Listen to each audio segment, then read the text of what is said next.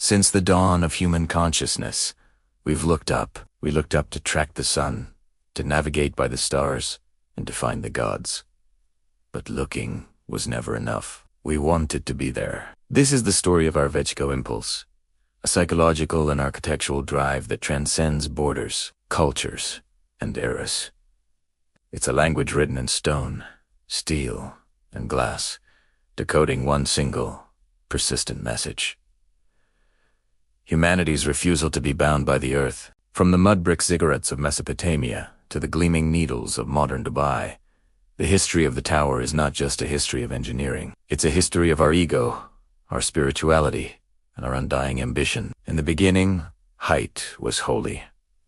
For the ancients, the sky was the domain of the divine. To build high was to bridge that gap, to create a center of the world connecting the heavens and the earth. The story begins in ancient Mesopotamia, where the Sumerians built ziggurats. These weren't tombs, they were waiting rooms for the gods. The ziggurat of Ur, a massive stepped pyramid, was designed so that a deity could descend from the heavens and meet the high priest halfway. It was an artificial mountain on a flat plain, a desperate attempt to create physical proximity to the divine. Across the sands in Egypt, the motivation shifted from communion to immortality. The Great Pyramid of Giza was a resurrection machine, its perfect geometry and staggering height.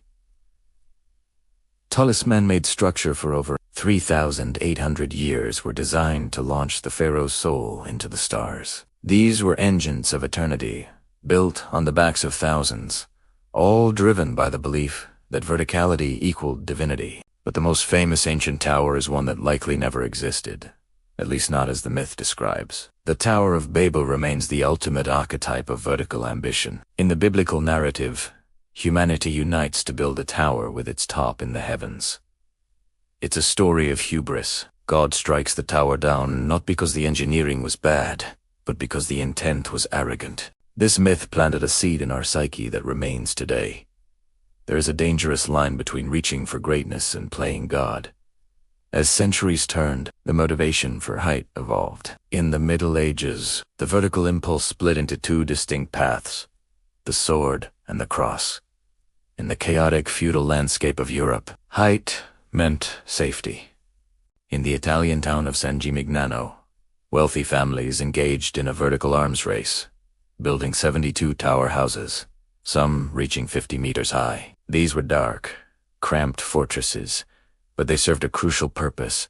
Looking down on one's neighbors was the ultimate display of power and security. It was the medieval equivalent of a skyscraper skyline, driven by ego and fear. Simultaneously, the church was refining the technology of the Gothic cathedrals of France. Sartre, Notre Dame, Amiens were engineering miracles. By inventing the flying buttress, architects could relieve the walls of their weight. This allowed them to build higher and, more importantly, to replace stone with glass. The vertical lines of a Gothic cathedral pull the eye upward, dissolving heavy stone into colored light. Standing in one of these naves in the 13th century was designed to make you feel small and the divine feel infinite. It was height used as a tool of spiritual submission. For millennia, the height of a building was limited by the thickness of its walls. To build higher, the base had to be wider. Masonry had reached its limit. Then came the 19th century, bringing two inventions that would change the skyline forever: the Bessemer process for mass-producing steel and the safety elevator. In 1889, Gustave Eiffel unveiled his tower in Paris.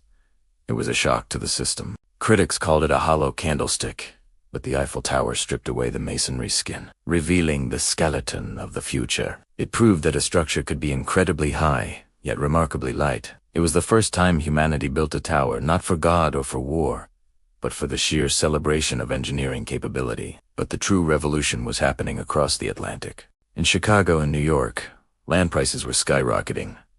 Developers needed to multiply land by stacking it, but 5 stories was the limit of human endurance for climbing stairs. Enter Elisha Otis. When he cut the cable of his elevator in 1854 and the safety brakes held, he didn't just invent a machine, he made the upper floors valuable. Suddenly, the penthouse was no longer the servant's courtezette, was the realm of the elite. The 20th century saw the tower transform into the skyscraper, a uniquely American invention. This was the era of the cathedrals of commerce. In the Roaring '20s, New York City became the stage for a titanic battle of egos. The Chrysler Building, with its Art Deco crown inspired by hubcaps, briefly held the title of the world's tallest, but it was soon eclipsed by the Empire State Building, constructed in just 410 days during the Great Depression. The Empire State Building was a symbol of hope and defiant resilience. It stood as a lonely giant, proving that even in economic ruin, humanity could touch the clouds. These buildings were no longer about connecting to the heavens. They were about branding. A skyscraper was a billboard. It shouted the name of the corporation, the city, and the nation that built it. Today, the center of gravity for vertical ambition has shifted east. The deserts of the Middle East and the megacities of Asia are the new laboratories of height. The Burj Khalifa in Dubai represents the current pinnacle of this evil. At 828 meters, it's not just a building, it's a vertical city. To build it, engineers had to confuse the wind. At such heights, wind vortices can shake a building apart. The Burj's spiraling, setback shape confuses the wind, preventing it from organizing into destructive patterns. But why do we still build them? Economically, supertall buildings rarely make sense. They are incredibly expensive and difficult to maintain. The answer lies in national branding. A megatall tower puts a city on the map. It signals to the world, we have arrived. We have the technology, the money, and the will to conquer nature. So, why do towers reach for the sky? The answer changes, yet stays the same.